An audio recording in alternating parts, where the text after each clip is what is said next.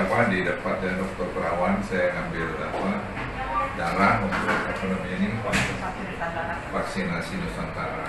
Jadi kita coba. Kita kenapa sih nggak bangga dengan temuan anak bangsa gitu?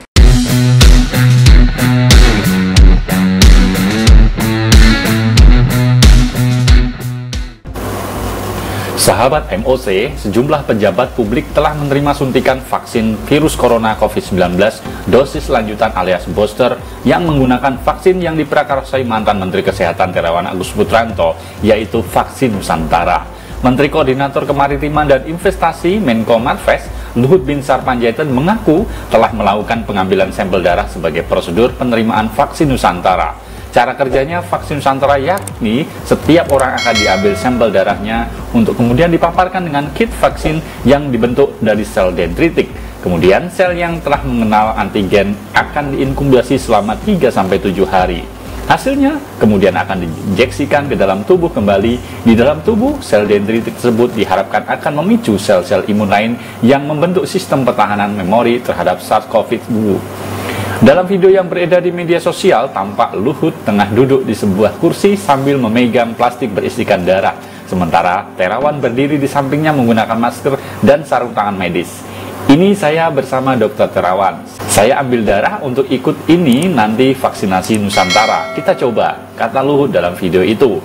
Tidak hanya soal vaksin Nusantara, Luhut menyinggung soal metode digital subtraction, agiografi, DSA, atau cuci otak yang dibuat oleh Dr. Terawan. Luhut bahkan mengaku sempat mencoba metode tersebut dan merasakan manfaatnya. Setelah saya cek juga yang dilakukan kepada saya DSA juga banyak yang mengalami pertolongan. Saya sudah DSA juga dan saya mengalami efeknya. Sekarang ini saya coba dan mereka juga tentu sudah melakukan riset. Baru-baru ini Wakil Ketua MPR dari fraksi PDIP Ahmad Basara juga dilaporkan telah mengikuti prosedur pengambilan vaksin Nusantara di Rumah Sakit Pusat Angkatan Darat RSPAD Gatot Subroto, Jakarta. Pengambilan vaksin Nusantara untuk mencegah penularan COVID-19 sempat menimbulkan polemik berkepanjangan dalam beberapa waktu terakhir. Akhirnya, nasib vaksin Nusantara ditentukan melalui nota kesepemahaman alias MOU antara Badan Pengawas Obat dan Makanan, Kementerian Kesehatan, dan TNI Angkatan Darat pada 19 April yang lalu. Dari MOU itu disepakati bahwa proses pengambilan sampel darah relawan RSPAD Gatot Subroto, Jakarta hanya dilakukan guna kepentingan penelitian dan pelayanan.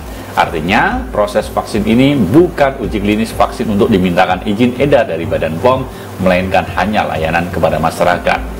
Sejumlah pejabat dan anggota parlemen kala itu juga tercatat paling maju membela Terawan. Mereka juga mendaftarkan diri sebagai pasien Terawan terkait pemberian vaksin Nusantara.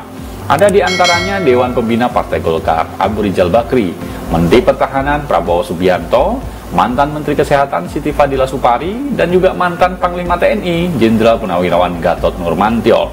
Kemudian pasangan selebritis Anang Ashanti hingga sederet anggota DPR seperti Sufmi Dasko Ahmad, Emmanuel Melkides, Lakalena, Salah Daule, Andiana Pitululu, Netharyul Wafiro, dan juga banyak sejumlah anggota Komisi 9 DPR lainnya.